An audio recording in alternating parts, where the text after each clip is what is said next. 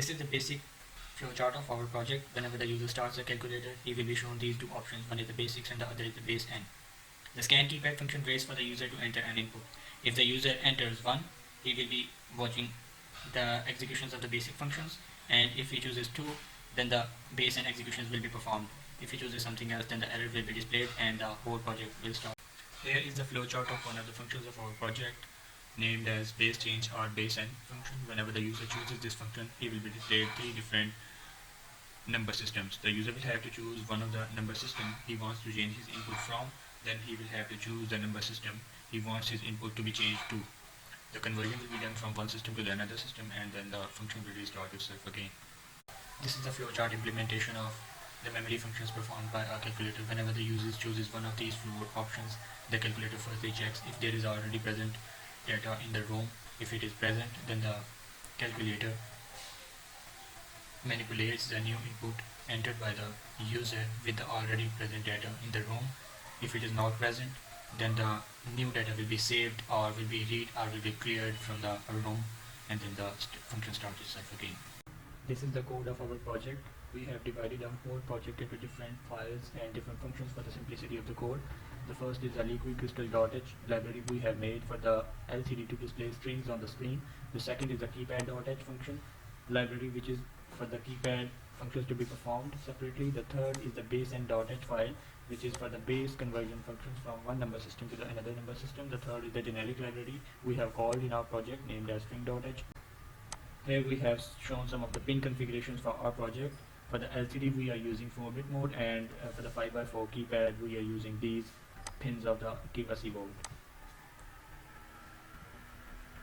Starting from the main function, we have defined some of the variables to manipulate different operands and different functions, and to show the result on the screen, and to also to save the result on the flash if required by the user.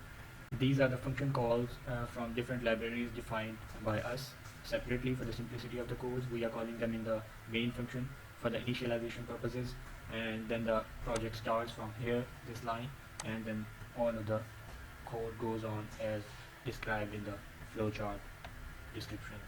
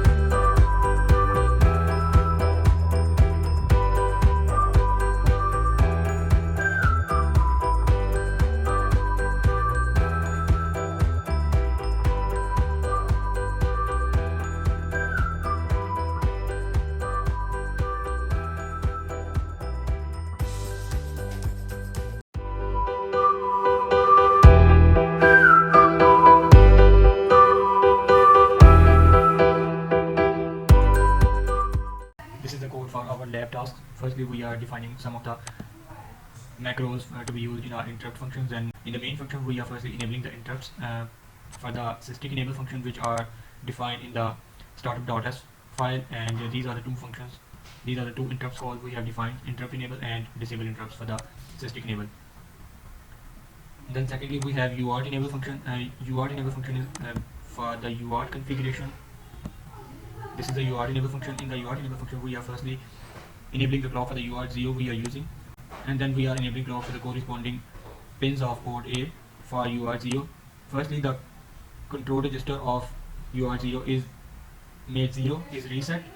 Then the integer baud rate divisor is set by using the formula given in the book. The integer part is taken as here 104, and the floating part is multiplied by 64 as given the formula of book, and the answer is 10, so it is used in FBRD.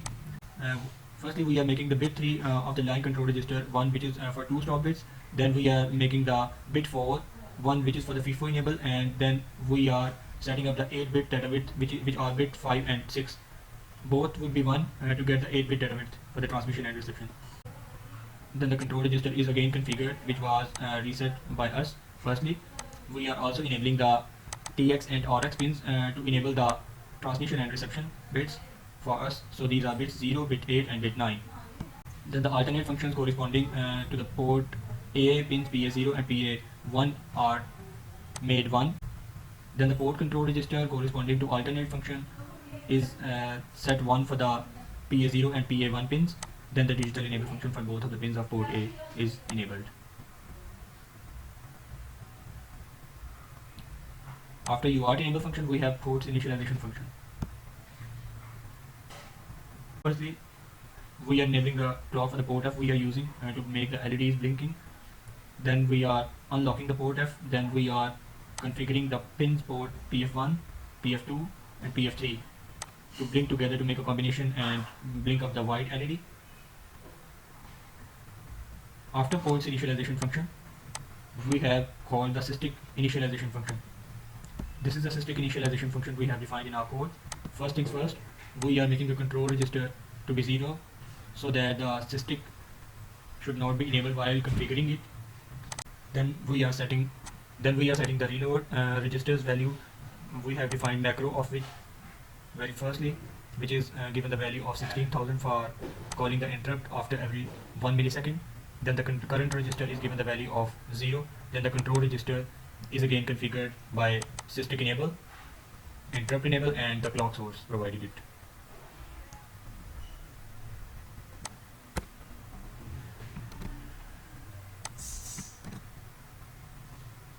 For all of the functions defined and explained above, we have two more functions of printing the data on the serial monitor through UART.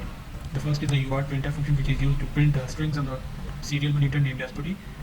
In this function, we do check the TX FIFO register to be 1. If it is 1, then the UART is busy in transmission.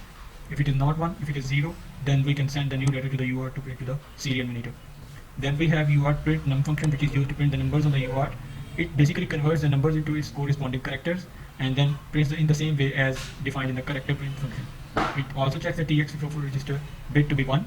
If it is 1, then the UART is busy. If it is not 1, if it is 0, then it again sends the new data to the UART to send to the serial monitor.